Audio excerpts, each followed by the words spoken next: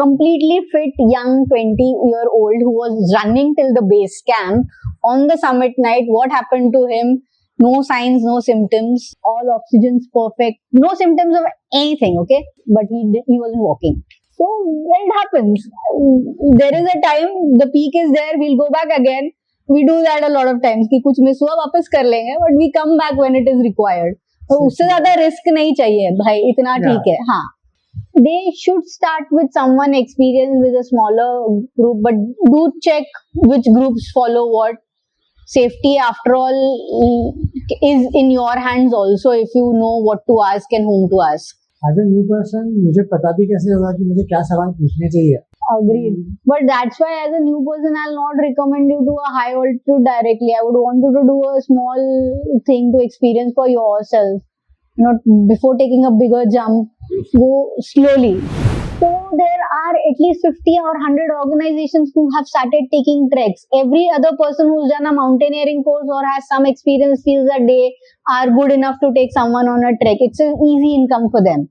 But what they don't understand is, are they giving you all the gears that are required for the hike?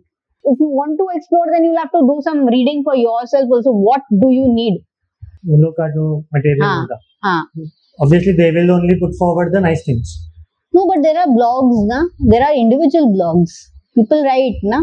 Pretty much, I think personally, I avoid joining commercial groups. I rather would prefer my own small group.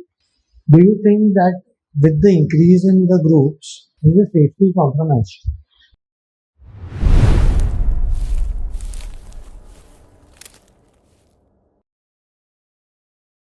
तो जैसे हम लोग discuss कर रहे थे about the difference between the commercial aspect and exploring on our own. So उस पे what are your opinions? So I say I prefer exploring on my own, but in a limited way, as in take your guide and porter like I had suggested earlier. So I recommend taking small teams in the mountain instead of like the commercial groups who take very big teams. They also have because of that they have to take a lot of porters, a lot of horses. So I somehow feel that it is not very good for the mountains itself. We can't take that because now if you see there are so many organizations like say Sankri. Sankri is the base for at least 10 different treks. Okay.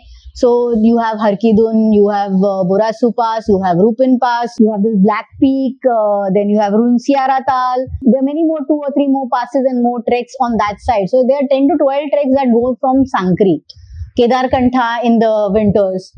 So there are at least 50 or 100 organizations who have started taking treks. Every other person who's done a mountaineering course or has some experience feels that they are good enough to take someone on a trek. It's an easy income for them.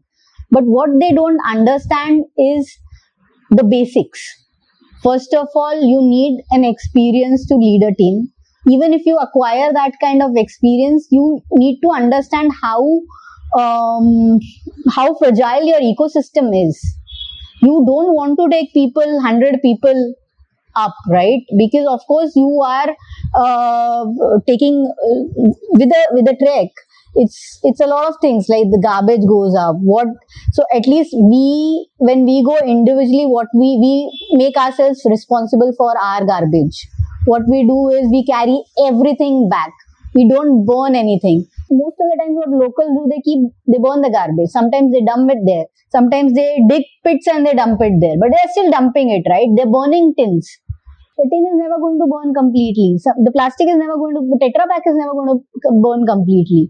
So when the commercial aspect comes, we can even control, we don't want to take any Tetra Pak. We might take, even if you need some juice or something for hydration in water, we'll take one big juice bottle. But what these commercial groups will take small Tetra Paks. So they generate a lot of garbage. Not all groups get it back. They don't have any regulations. And they are damaging the mountains in some or the other way by taking so many people together on the mountains.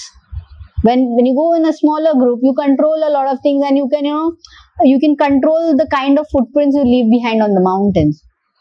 So that's way. But what kind of a damage is happening? So imagine being in the mountain You take everything. So if you are just going in your small group with a porter or guide, you take limited resources up. If a big group is going in commercial way, what they do is they even carry tables, chairs, a meal tent, so that they can cater it for the clients. I don't say everybody does that, but 90% of the commercial groups will take something which is not required. You don't need a table or a chair to sit and eat. You can eat like that only in the outdoors, in your own tent, or maybe on a carry mat on the ground. You don't really need, even a carry mat was not required. A normal ground, sitting on a normal ground, we can do that. Don't need a meal tent. A lot of these commercial groups will do that. They'll have their own big base camps with proper meal setup. So you take horses for that. So in a way, you are taking a lot of stuff, and for all these people, you have to also take food there. So that means another additional ecosystem for just carrying that. The more people you take, the more food you take on the mountains. And I'm not sure if we can have a very appropriate answer to this question, but do you think that with the increase in the groups, is the safety compromised? Safety, of course, is compromised. I think because, so say if we are 4 or 5 people, we are talking individually, we know what is happening. We can see someone is slowing down. Maybe he's not feeling too fit today. We can keep eye on that tomorrow. But with a big group, you can't have those kind of conversations. You don't know what is going on with someone when he's sleeping. While walking with a small group, you exactly know what's going on between your team. Today he is slow, maybe he's not feeling well, maybe he's feeling pukish. You pay extra attention to them. Okay, what's happening? But if with a big group, you are walking in your own way, someone is walking in the center, someone is walking in the end, you wouldn't know, you won't observe those small symptoms that you would observe in a small group. In the big group, you can't observe those symptoms. So what I feel is that AMS doesn't hit you directly at once. It will definitely give you small signs. You'll feel those signals. You'll feel them for yourself. You'll feel them for others also. So there'll be small hints. But then there are trek leaders, right, to report. Yeah, but trek leaders cannot cater to that bigger group. Trek leaders work, maybe what I have seen in the organization, they have a person in the start, they have a person in the end. They make sure nobody goes ahead of them. They make sure nobody goes behind them. They try to keep the group in one place, but they can't give that individual attention to each and every. They do take readings like the oximeter reading at the end of the day. But like I'm saying, some things might still get missed because it's a big group. So I think somewhere I feel even the safety is compromised. Again, when you are going in a small group, when you are going as an experienced person, you know the do's and don'ts of the mountains. You've experienced them. You've learned it from your seniors. But when these commercial groups operate, a lot of people who have never experienced Himalayas come in. They brief them, but how much does the briefing make sense to them? Can they make sure that everyone is doing what they want as he's been briefed? No, but they can't do that check personally, right? So pretty much, I think personally, I avoid taking commercial groups. I avoid joining commercial groups. I rather would prefer my own small group. But would you also recommend that to the new people who want to explore the Himalayas? They should start with someone experienced with a smaller group, but do check which groups follow what. Safety, after all, is in your hands also if you know what to ask and whom to ask. So you're saying safety is in my hands. Okay. Like as a new person, how would I know what exactly it is? You may not know as a new person, but you can try gauging few things. Like I know people who've gone on peaks as their first Himalayan, which is very dangerous. I wouldn't even take a newcomer to a peak directly, a 5,000 meter or a 6,000 meter peak, because you wouldn't know the basics. But then again, if you still are going, then you should at least see how much treks that group has done before. Of course, all these commercial groups have done a lot of batches before. But again, are they giving you all the gears that are required for the hike? Do they have, you have to have, if you want to explore, then you'll have to do some reading for yourself also. What do you need? And are they providing you with all those things? You can even ask them what they have as a safety. What medicines are they carrying? What will they do in this situation? What you can question them, right? For yourself. Somewhere. But there are two things now. One thing is, एक तो अगर मैं कहीं से information निकालने की सोचूं, हाँ, तो वेबसाइट बोलो या फिर ब्लॉग्स वगैरह बोलो, तो mostly it is everything sugar coated. हाँ, उन लोग का जो मटेरियल हाँ, होगा, हाँ. obviously they will only put forward the nice things. No, but there are blogs, na? There are individual blogs. People write, na? So they write their own experience also. There people say, even if I go with maybe X group, but I always can write my own blogs also. I might have my own comments also. Some things I'll learn from there. Maybe if they've posted a YouTube video, maybe something I might learn from their Instagram posts. And something I might not learn from their group, but a different group, where I'll see some comments. The second part is that as a new person, मुझे पता भी कैसे होगा कि मुझे क्या सवाल पूछने चाहिए. Agreed. But that's why as a new person, I'll not recommend you to a high altitude directly. I would want you to do a small thing to experience for yourself. Not before taking a bigger jump, go slowly. So go step by step. Go step by step, or go with someone whom you have seen or whom you know personally. See, commercial group, that personal aspect is not there. If you know of someone, like say I did go to Stoke Kangri with my cousin who had never hiked before, first time in the mountains, so in Himalayas. Of course we couldn't finish it, but I knew when and where to stop, what to look for, right? So this is a very nice thing. So we were a team of 5. So Kangri is a very straightforward trek. You just need guide for the final thing, right? So we took only one guide. We had all the gears and everything prepared. My cousin has never done a hike in Himalayas before. So we prepared. Not even a single hike. Not even a single hike. And she's directly. Yeah, directly there. Okay. So I asked him to prepare here. The basic physical preparation and everything happened. In Ladakh, what we did was to prepare. Before going for a hike, we went on all those height passes, Khardungla Pass. We drove through all that areas and everything. So we were acclimatized for a certain height, right? Now we started the trek. So he was very fit and fine till the base camp, and we had we didn't go directly. We had split it. Like we took third day we reached the base camp. So we were going like 3,500 is Leh. We were going in and the base camp is 4,960 or something. So we were going gradually, not like rushing to it. Okay, first day I was not well, I got food poisoning. So I decided to give my bag to thankfully we found a mule that was going in that direction, a group that was going in that direction. And I gave my bag for 500 or how much ever he charged me for that one day. The next, I reached that post somehow. My other friend got unwell. He started vomiting. He got the AMS. Okay, so he said we'll go late. So that morning we took it very easy. We said we'll all go together only. But by then I was fine, but he was not well. This guy, this cousin of mine, he's completely fit. He's carrying all the extra fruits and everything, like, 3-4 kgs of fruit. He had a lot of stuff with him. I can say that. And he was walking ahead very fit and everything. We reached the base camp. Everyone is fit. Nothing, no symptoms. All oxygen's perfect. No symptoms of anything, okay? A day we start our summit walk. In the night, we have to start at 9:30, 10. We start. So I was somewhere in the middle, and he was normally he used to be ahead, but I skipped my mind and I didn't check. He was behind me. I thought he must be fine. Behind him was another person who was very fit, who knows everything, but he also had started vomiting that day. So he was not feeling too fine.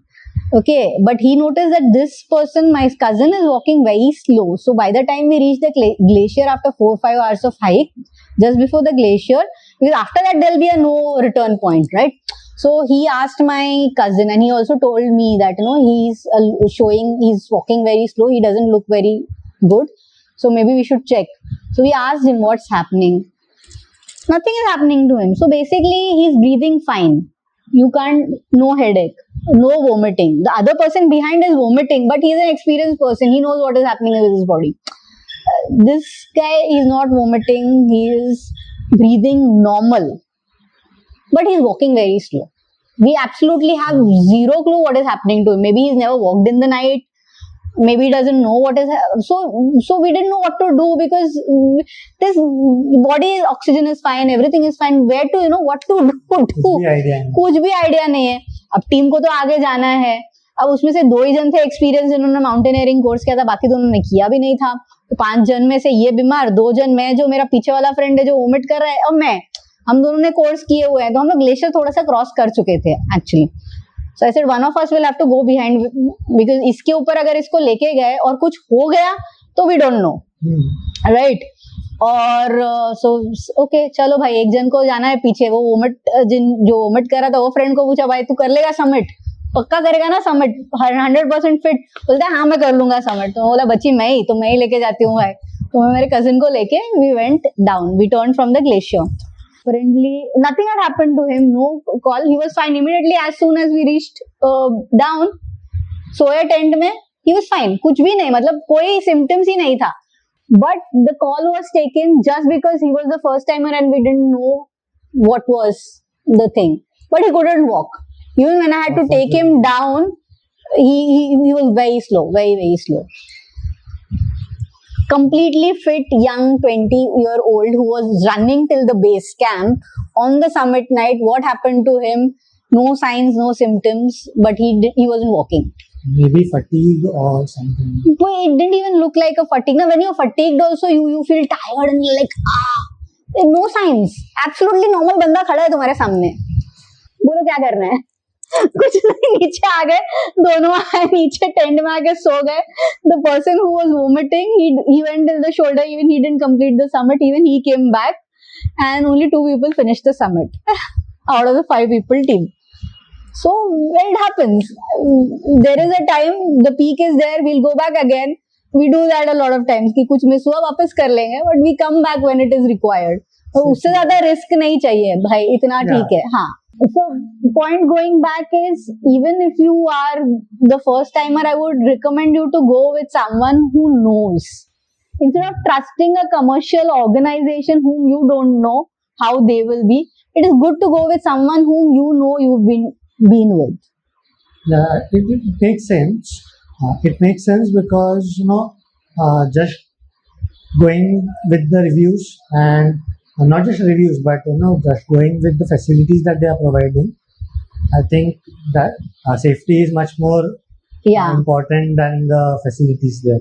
So I think you're well said what you said right now. And there have been so many other AMS incidents. People have died in different organizations. Some news come out, some news don't even come out. Yeah. So with these commercial organizations, there have been a lot of cases. In India, the thing is that not everything comes out, so you wouldn't even know that there have been such cases.